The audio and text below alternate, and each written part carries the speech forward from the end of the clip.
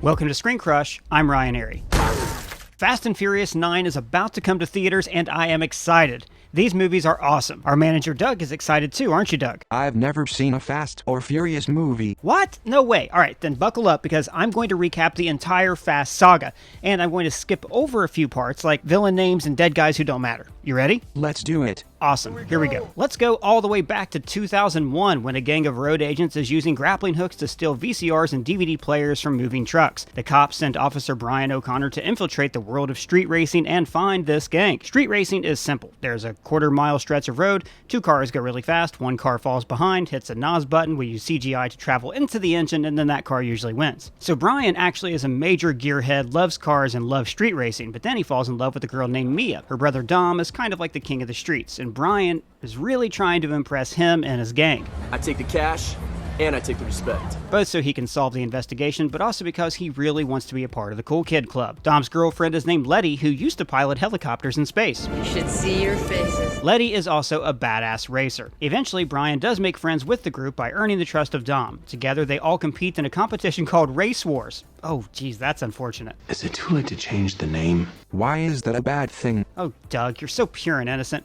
I'll tell you when you're older. First race war, huh? Anyways, Brian figures out that Dom's group have actually been the hijackers all along. But it turns out there's a worse gang in town, so Dom and Brian team up to take them down. Rather than just arresting Dom, Brian agrees to settle the matter of law and order with a drag race. So the race is a draw when Dom gets hit by a truck. So he dies. No, he's fine, and Brian lets him walk away. So Brian is now on the run from the cops because he let Dom go. Now he's deep in the world of Miami street racing. The FBI nab him and want him to use his street racing skills to go after drug lord number 1. Ava Mendez is an FBI agent who is already working undercover in the drug lord's operation. The FBI wants Brian to infiltrate the operation to become a driver so they can catch the drug lord's money and weapons and stuff. Brian enlists the help of his old friend Roman Pierce years after the two of them had a falling out. And they're also aided by Ludacris's Tej Parker, who is very good at working with car engines. So they get themselves hired by the drug lord to drag race and get cars and money and stuff, but the drug lord is clever and he split up Roman and Brian because he doesn't trust them, and now they have these other dudes in their cars that they have to shake using an ejector seat that Ludacris built for them. He's a genius, remember? So they're doing the drop and the cops come after them. Drug lord tells Ava Mendez, I was on to you all along and I fed you wrong information. And she's like, oh no, I'm gonna die. And then Brian drives his car onto the drug lord's boat and the good guys win. So he dies. No, he's fine. Afterwards, Brian and Roman get full pardons and they sneak away some of the money from the heist like Kirk and Carve. Meanwhile, Dom and Letty have been in the Dominican Republic, driving around, going to parties, and getting secretly married. Down in the DR, Dom and Letty are back to hijacking trucks with a new crew member, Han. Han is great. Cool guy, always snacking, and is always talking about going to Japan.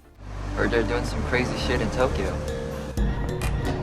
That sounds nice. Doug hopes Han has a nice time in Japan. But then, Letty dies in a car accident. Oh no. And Dom is able to figure out what happened with this car CSI superpower, kind of like Aragorn, but with tire tracks. Meanwhile, Brian is working for the FBI now, bringing down drug lord number 2. And guess what? What? Wonder Woman is in this movie, and she works for drug lord number 2. That is awesome. I know. So Dom and Han work with Brian to infiltrate the drug lord's operation. They win a drag race, which gives them the right to mule this guy's drugs, and Dom wants in on this because it turns out that this was the guy who killed Letty. Then Brian reveals that Letty was actually working with the FBI all along.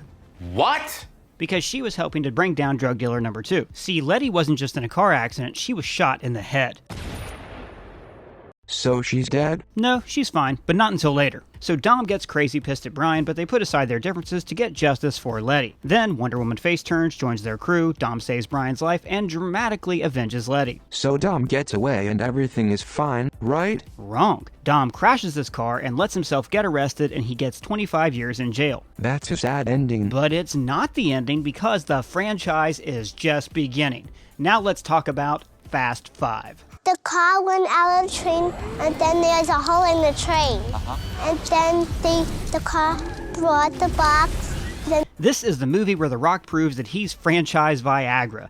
Stay the f*** out of my way. You're welcome. Dom is on a prison bus, but then Brian and Mia free him and they all go on the run. The crew goes on a heist to steal 3 cars from a train, but it turns out they were secretly hired by drug lord number 3. He wanted the cars because one of them has a computer chip that has all of his data on it, his financials, drug information, his MySpace password, Google search history. This chip can totally bring this guy down. Enter The Rock as Agent Lou Dobbs, who's trying... Whoops. I meant to say Enter the Rock as Agent Lou Hobbs, Such horseshit. That was your job! who's trying to bring down Dom and his crew and tracks them all the way to Rio. And then Mia drops her own revelation. Put the spoon up. Pregnant. What? Now this is where the franchise really starts to connect with its larger theme of Familia. So the crew decides to rob drug dealer number 3 using the information that they got from this computer chip. They get the whole crew together, including Han, Wonder Woman, Roman, and Ludacris. Ludacris, by the way, has moved on from being an expert gearhead to being a great hacker. Nah, it's hooked into a digital sync. They know we were in the system. Meanwhile, Han and Wonder Woman make googly eyes at each other.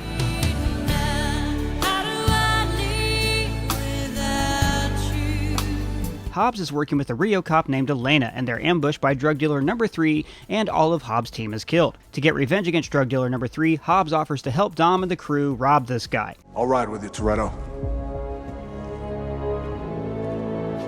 At least until we kill that son of a bitch. Big chase scene where they all drag the drug lord safe through Rio. Hobbs gets revenge and gives Dom and his crew a head start. The way I see it, you've earned yourself 24 hours. But it turns out that the crew also switched out the drug lord's vault. So now they're all millionaires, and Dom goes off to practice making babies with the Rio cop named Elena. The end. Not quite. Ava Mendes shows up at The Rock's office and is like, guess what? Letty is alive. So, a few months go by. Everyone is rich and happy. Brian and Mia have a kid named Jack. Hobbs is looking into a former British special ops turned criminal named Owen Shaw. And Shaw is leading a crew that's exactly like Dom's crew, except they all have like an evil counterpart.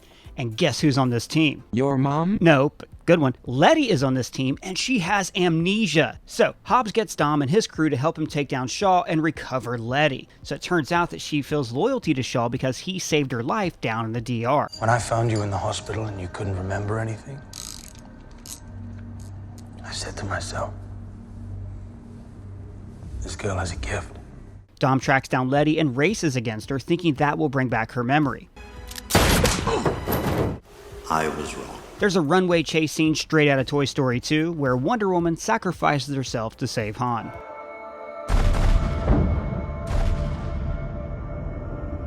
Afterwards, Letty realizes that even though she doesn't have her memories, she does have feelings for Dom, so she betrays Shaw and they escape. Afterwards, Owen Shaw is in a coma and Dom breaks up with Elena so he can try to keep jogging Letty's memory.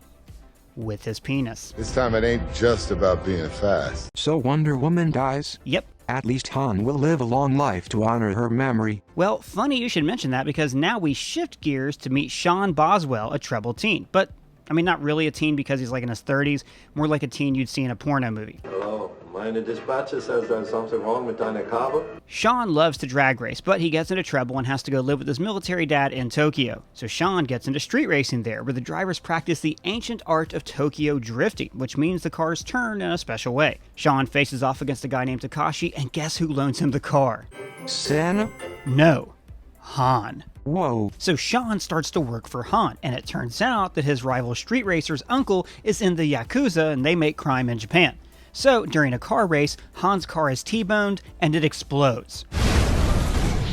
No. Yes, and then Jason Statham gets out of the car. He's Deckard Shaw, brother of Owen Shaw, and he's sworn revenge on Dom and his entire crew. So Sean is all sad that Han is dead, and he settles things with Takashi by racing him down a mountain. Sean wins, and he's the Drift King, and then Dom shows up to say, hey, Han was family to me. You want to race? So now everyone is at Han's funeral and they're really sad. Even Letty, who still has no idea who these people are. Shaw sets off a bomb at Dom's house, and also The Rock breaks his arm and is stuck in the hospital. So then the crew are scooped up by a government agent called Mr. Nobody, who way complicates the plot. He tells them, hey, there's this evil Nigerian terrorist and he wants this software called the God's Eye. What's the God's Eye? It's this computer program that lets you track down anyone, anywhere on the planet. It was created by a programmer named Ramsey, who is actually Missandei from Game of Thrones. Now that is a woman that's worth falling out of plane for. And now Ludacris is a computer genius, and he's able to help them track down Ramsey and get control of the God's Eye. Cool. Very cool. So, alright, there's a lot. They drop cars out of planes onto a mountain. So they die?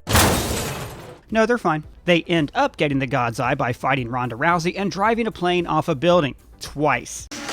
So they die? No, they're fine. Whoa. So they catch Deckard, but the terrorist finds them and takes the God's Eye. Big chase, there's a drone and a stealth helicopter, and The Rock is watching all this from the hospital, and finally he's like, nah, I gotta do something. Daddy's gotta go to work. So So Dom beats Deckard in hand-to-hand combat, the terrorist dies, and Letty regains all of her memories. Blood.